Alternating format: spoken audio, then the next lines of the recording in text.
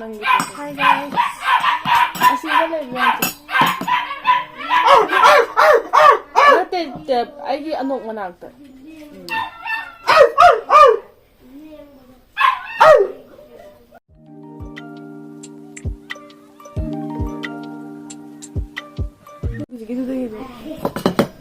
Hi guys, welcome back to another video.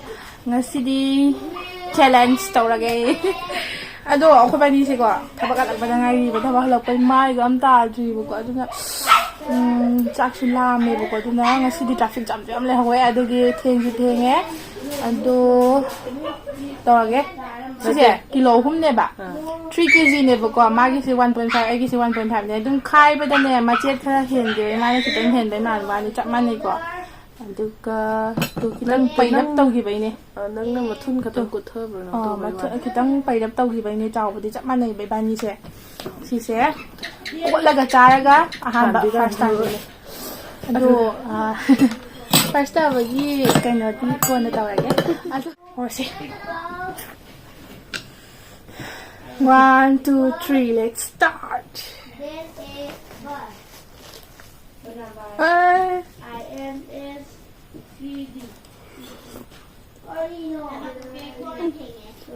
Tụi mẹ Chị đổi dài rồi á Rồi em chuối ra Nâng bari có xong rồi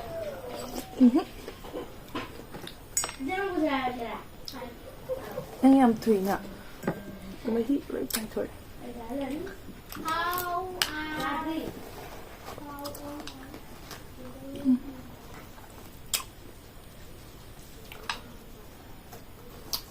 Maruzidi amna nungai dorida amna disturb the whole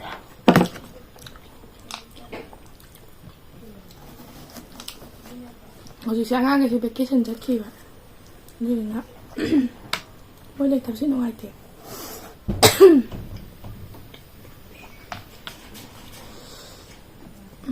아 왜? 홍색 먹어야 나는 이거야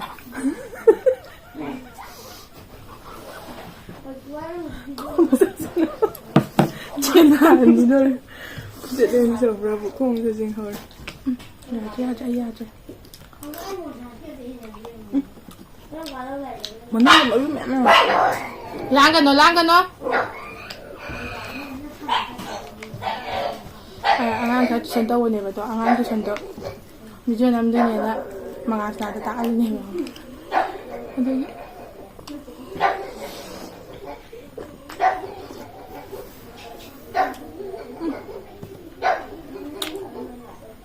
mấy gì tụi mấy khoeo gì ạ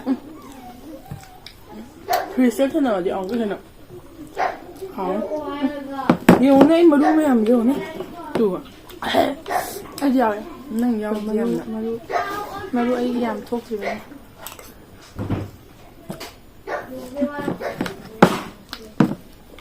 làm sếp rồi à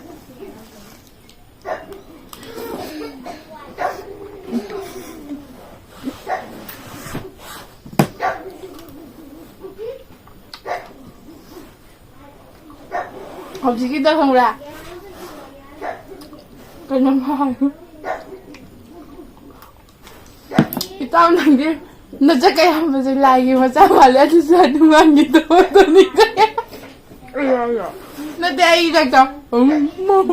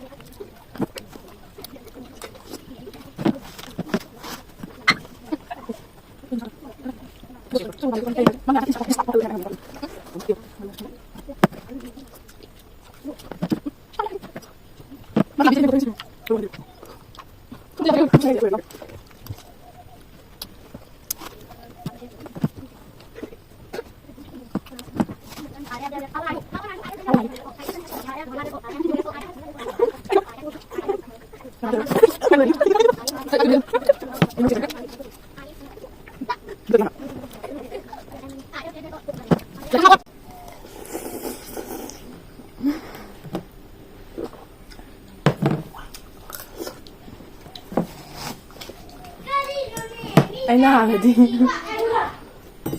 哎，你不相信吗？哎呀，我看不了，弄不下锅来了。买不下，我这个把酱米做了个，我还抽一点。đúng rồi tàu heo ngầm ra thì chỉ xài làm vậy ôi phần tàu ra như này được rồi phải ăn đây thao hà rồi nó hà rồi không nữa bây giờ bị mua cái con tầm ai nhiều nhá nhưng mà mang như vậy bây giờ áo dài cơ không có tí nào nó cày mà anh để nhau thì đồn tuổi thôi mà lấy sao ubay đây rồi nè tôi cứ sống quá sắp bị cái sao tuổi em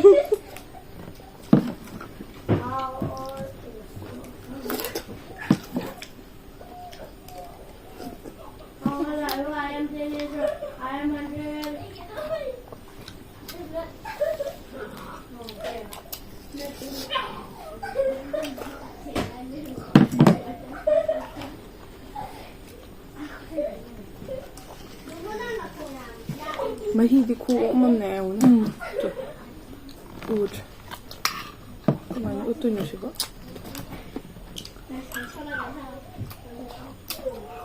mấy khi đâu vậy rồi mà ụt anh là cái mà lúc bây giờ sinh vật xuống nhà rồi cái gì năng à tôi anh đi mang ra đây nè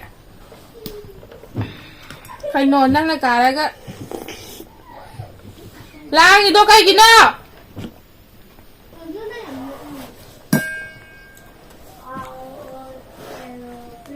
Aspuka thangkale madi halakwadagi kem chadri ngai di chapsu kha chasali na sayu chadi mukbang tongdora bana chen tongdora bana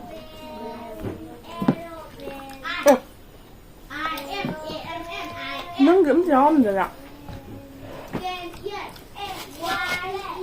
ai mà đủ ngạc tangai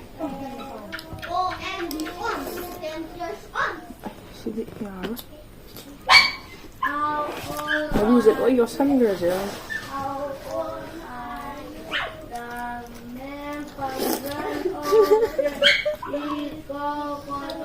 Kali na bang ngok tan noi du ba.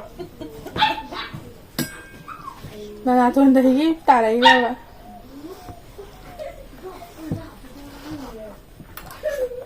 Mẹ mama na tuan dai papi ta ni. Ai đi vào đi. Oh.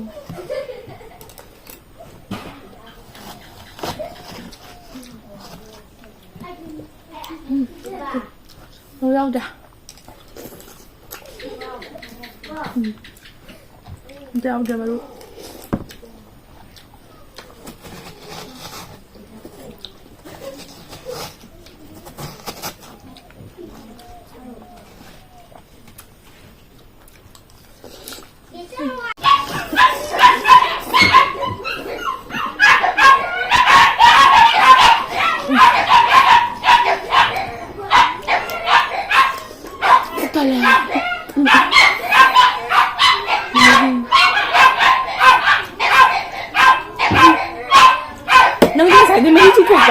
Một ra ở dưới cái tên này cái tên này bác cái tên ấy mấy tên ấy kêu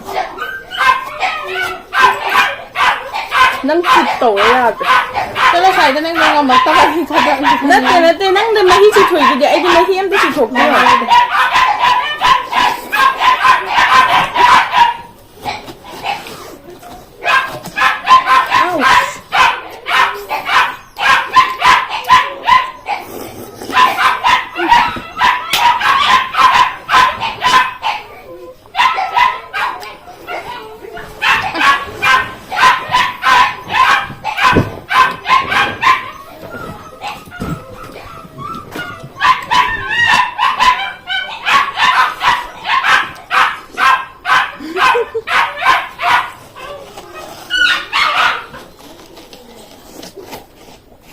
좀 해줄 수 없는 놈.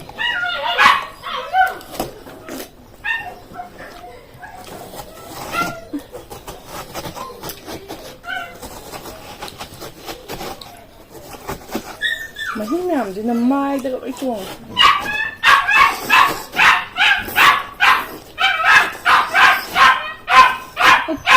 Thì cái đâu hay bên nổ. Anh không đỡ cả tôi.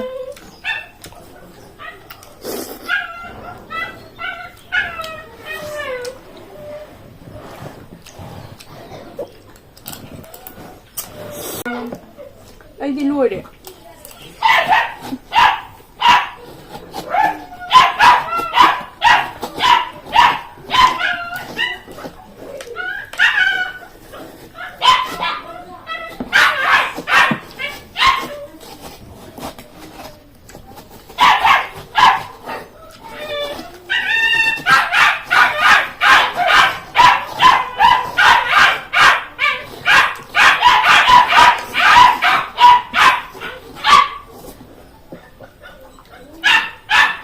Good job.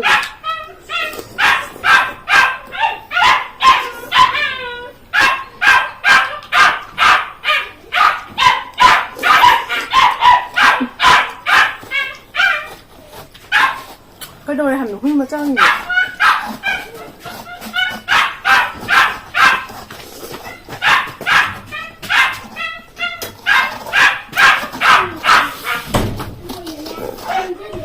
Anh không đặt lên đây. Ấm áp rồi.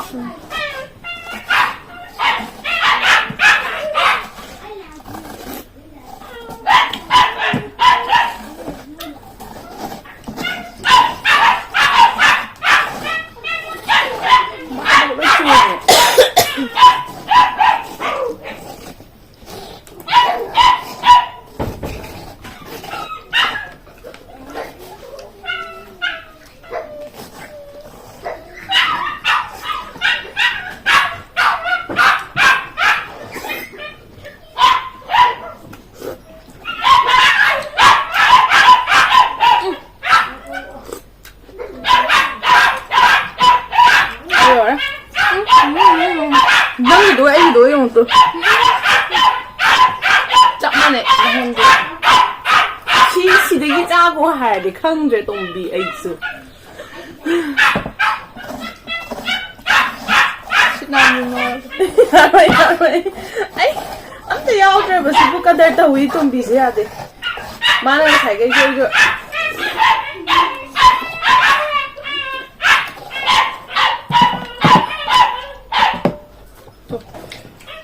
야오들 nó hàng rồi nó tiền hàng rồi anh nó hàng đấy cả đời tàu là các bạn này mà tôi đang cái gì mà nó được bao nhiêu tiền nó đã hàng vậy anh cho ya오돼 진짜 라니 형 왜 안 빠이지 뭐 시대기 해는 거야 나는 짜도 있을 거야 아이 못 박대도 아또 아이가 살이 안 나는 이렇게 너 보고 거야 나와 저기 나와 장가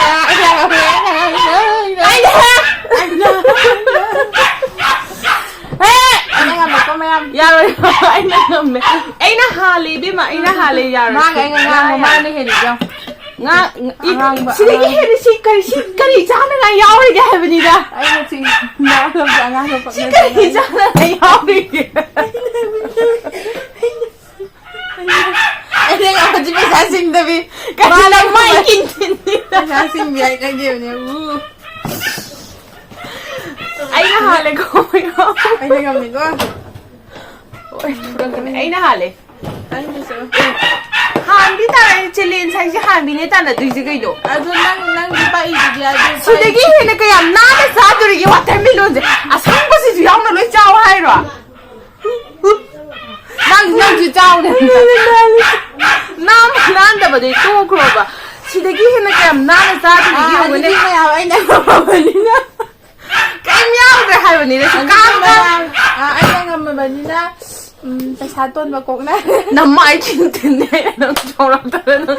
Với cái gì? Anh chỉ mặc khát ra bôi nè. Phải gì anh đi? Trong sân này anh phải sáng kì đó. Huy ở một video này. Dạ rồi coi đi à rồi. Huy ở một hạt. Yara haibane. Tasan duka. Tasan duya na. Ado huigi ye ini tawang dito. Huigi video number di makokta na traga maning da hapjara mare. Ado mayamna kari henna sidai. Nungai bilagadi like, subscribe, Nate, share, tabiyamo. Comment tawamo kanana. Ado comment si pibi kanana hali kanana ngambi comment tawamo yaro. Ado han angam mi duna hai mathang video da kari no ma tawrani. Ado aina hali aina hangrabne. Ado kaino asi kaino ado kaino tawage. Next video mo karamba challenge tawage habda. Mayamna comment haibiramo. Ado da hausi bigi sakya munya yurase.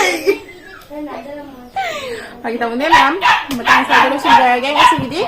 Adum mamang na traga maningway da adum huigi video da hapchara mage adum mayam na pamiraga di adum ay contact number hapchara mage contact number sa call da biyo o. Aduga naman do di hangirase. Bye bye. Kalau nang gitu kanana hali handi. Hen comment. Ay lang ikaw. Langde po nang gina nang lagi ka, jaga katang.